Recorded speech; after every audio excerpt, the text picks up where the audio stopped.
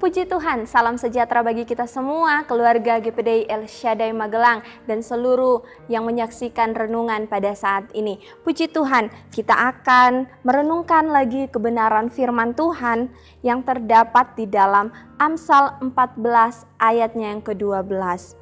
Amsal 14 ayatnya yang ke-12 firman Tuhan berkata, "Ada jalan yang disangka orang lurus, tetapi ujungnya menuju maut."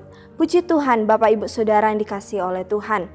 Saya memberi tema pada saat ini yaitu menuju bahaya atau bahagia. Dalam perjalanan seringkali kita menemukan persimpangan jalan yang membuat kita harus memilih jalan yang mana. Yang lurus dan cepat atau yang banyak lika-likunya tapi sedikit lambat. Ini termasuk pilihan dalam perjalanan hidup kita manusia. Jalan yang lurus seringkali membuai kita. Kita merasa jalan yang lurus itu bebas hambatan, membuat kita kurang berhati-hati. Berbeda ketika jalan itu kita tahu berlika-liku. Kita pasti akan memberi fokus yang lebih karena kita tahu bahwa kita akan menemukan persimpangan-persimpangan jalan, kita akan menemukan mungkin belokan-belokan yang tajam atau batu-batu yang besar yang menghambat perjalanan kita. Saya mencari jumlah kecelakaan di jalan tol. Faktor penyebab tertinggi nomor 1 yaitu pengemudinya. Yang kedua disusul oleh kendaraan dan kemudian lingkungan. Mengapa Bapak Ibu? Yang pertama adalah pengemudinya. Karena melewati jalan yang lurus, melewati jalan tol yang dianggap bebas hambatan, yang akhirnya membuat kita lupa diri, membuat si pengendara ini terbuai dengan jalan yang lurus, jalan yang dianggap baik, jalan yang dianggap disangka lurus, padahal kita akhirnya tidak menaruh kehati-hatian. Di dalam pembacaan kita ada jalan yang disangka orang lurus. Jalan di sana dalam terjemahan asli mempunyai arti kelakuan atau tingkah laku. Ada kelakuan atau tingkah laku yang disangka orang lurus tetapi berujung maut. Di dalam terjemahan firman Allah yang hidup, di sana dikatakan ada jalan lebar dan menyenangkan yang nampaknya benar di mata orang. Jadi saya menyimpulkan bahwa ada kelakuan, ada tingkah laku yang sepertinya menyenangkan, yang nampaknya benar di mata orang, tetapi menuju maut, tetapi menuju bahaya. Bapak Ibu yang diberkati oleh Tuhan, Allah memberi kita kehendak bebas di dalam kehidupan kita. Allah memberikan kita dapat memilih jalan-jalan mana yang harus kita lalui. Namun pertanyaannya, apakah itu adalah yang terbaik bagi kita?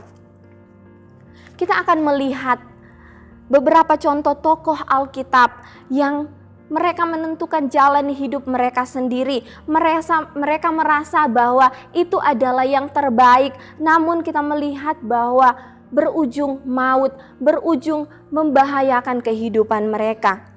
Yang pertama adalah Lot, Bapak Ibu. Lot mendapat kasih karunia untuk mengenal Allah lewat pamannya, yaitu Abraham.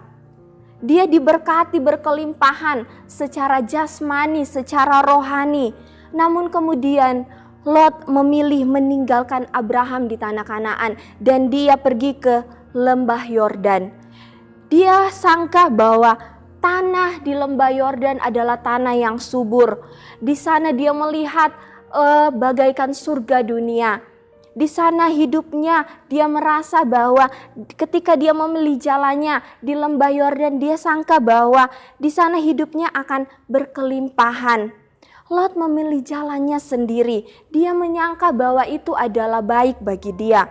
Di dalam Kejadian 19 kita melihat sebaliknya, hidup Lot mengalami kegagalan. Karena apa Bapak Ibu? Karena Lot condongkan hatinya kepada perkara-perkara dunia. Dia sudah mengenal Tuhan, dia sudah diberkati oleh Tuhan, tetapi dia melihat bahwa ada sesuatu yang lebih yang ditawarkan oleh dunia dan dia memilih jalannya sendiri. Tetapi Bapak Ibu, jalan pilihan Lot bukanlah pilihan Allah. Kehendak bebas, Lot memakai kehendak bebas. Dia sangka jalannya lurus, tetapi yang dia temui adalah bahaya. Yang kedua, ada Daud. Daud seorang yang berkenan di hati Allah. Allah memilih Daud, tetapi kita melihat Daud juga pernah salah mengambil jalan. Di dalam 2 Samuel pasal yang ke-11, saat seharusnya Daud pergi berperang dengan tentaranya, dia memilih untuk tinggal di rumah. Dia malah tinggal di rumah. Dan jalan yang dia pilih justru membuat dia jatuh di dalam dosa hawa nafsu. Yang ketiga, ada Yunus. Yunus memilih jalannya sendiri. Dia sangka jalan yang dipilih oleh dia adalah jalan yang lurus. Saat Tuhan memerintahkan Yunus untuk pergi ke Niniwe, menyampaikan kebenaran firman Tuhan di sana, menyampaikan kabar keselamatan, tetapi Yunus malah memilih melarikan diri ke Tarsis. Di dalam pelariannya, dia malah mendapatkan bahaya. Dia akhirnya jatuh, dibuang, dan di dalam perut ikan dia menyadari kesalahannya. Dia menyadari bahwa jalan yang dia pilih adalah jalan yang salah. Dia menyangka ini adalah yang terbaik bagi dia. Tokoh-tokoh Alkitab ini, mereka merasa ini adalah pilihan mereka, ini adalah yang terbaik. Tetapi kita melihat ketika mereka tidak bertanya kepada Tuhan, mereka menyangka jalan mereka lurus. Mereka menyangka jalan mereka yang terbaik. Padahal itu tidak sesuai dengan apa yang menjadi kehendak Tuhan di dalam kehidupan mereka. Tokoh-tokoh Alkitab ini mengajarkan kepada kita konsekuensi ketika kita salah memilih jalan. Ada bahaya-bahaya yang ditemui di depan sana. Di dalam Amsal 16 ayatnya yang ke-9, di sana dikatakan hati manusia memikir-mikirkan jalannya, tetapi Tuhanlah yang menentukan arah langkahnya. Kita memikirkan, kita punya rencana-rencana di dalam kehidupan kita. Kita memikirkan, oh ini yang terbaik buat saya. Oh saya harus melakukan ini, saya harus pergi ke suatu tempat mungkin. Oh ini yang terbaik, tetapi apakah itu adalah yang terbaik bagi Tuhan? Apakah itu sudah sesuai dengan kehendak Tuhan, sesuai dengan kebenaran firman Tuhan? Di dalam Amsal 21 ayat yang kedua, setiap jalan orang adalah lurus menurut pandangannya sendiri, tetapi Tuhanlah yang menguji hati. Menurut kita adalah yang terbaik, belum tentu itu terbaik menurut Tuhan. Menurut kita ini adalah yang benar, belum tentu itu benar di hadapan Tuhan. Tuhan beri kita kebebasan untuk menentukan jalan kita. Tuhan beri kita kebebasan untuk menentukan apa yang menjadi pilihan kita.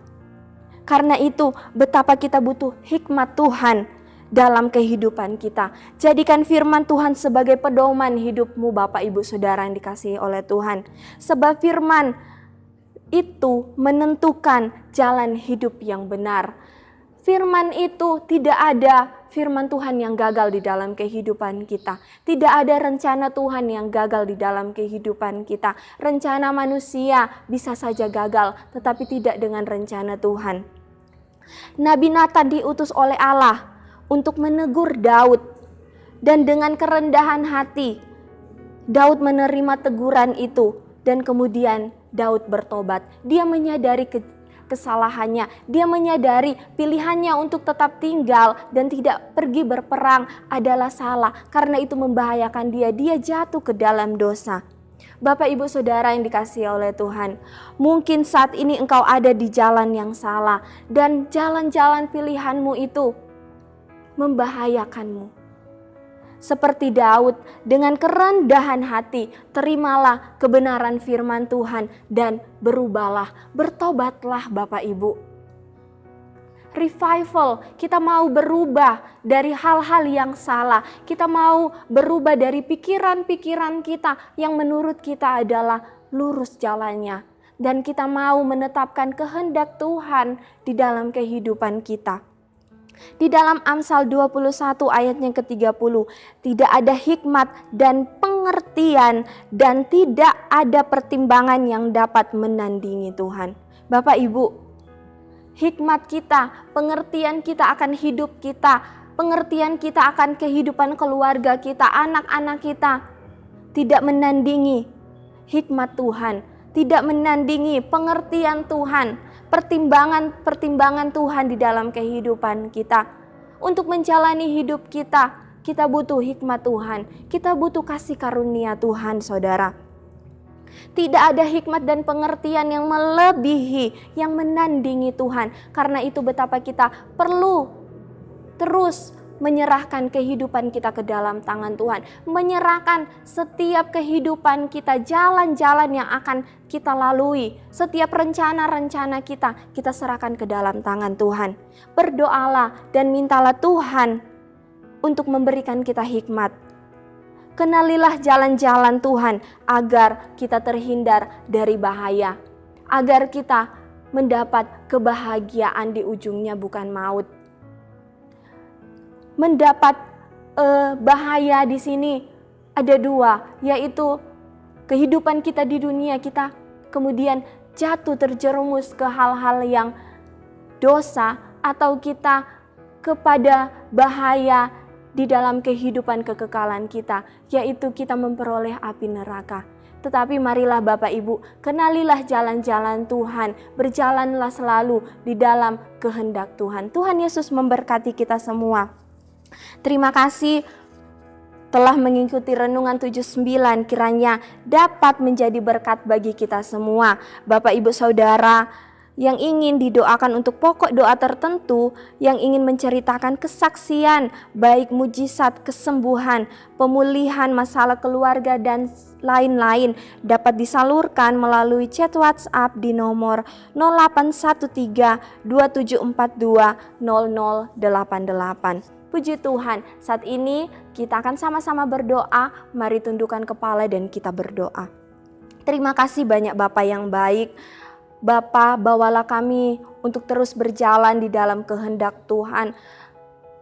Tentukanlah jalan-jalan-Mu di dalam kehidupan kami, sehingga Tuhan, kami tidak berjalan di jalan-jalan yang membawa kami terjerumus ke dalam bahaya, yang membawa kami berakhir pada maut. Tetapi biar kiranya hikmat-Mu Tuhan, kehendak-Mu itu terjadi di dalam kehidupan kami, sehingga kami berjalan di jalan-jalan Tuhan yang membawa kami kepada kebaikan demi kebaikan di dalam kehidupan kami.